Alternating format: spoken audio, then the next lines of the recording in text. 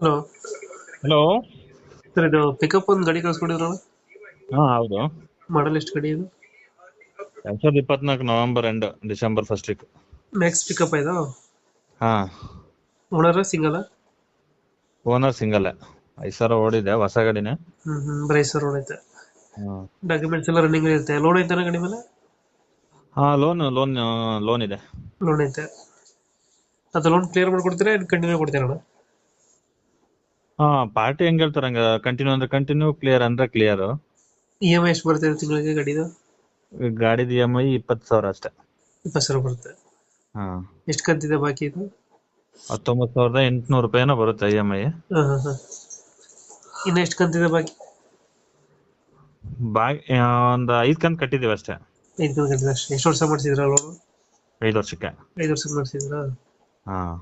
ಬರೀ 5,000 ರೋಡ್ ಐತೆ, ಟೈರ್ ಎಲ್ಲ ಹೊಸದೇ ಇರುತ್ತಲ್ಲ?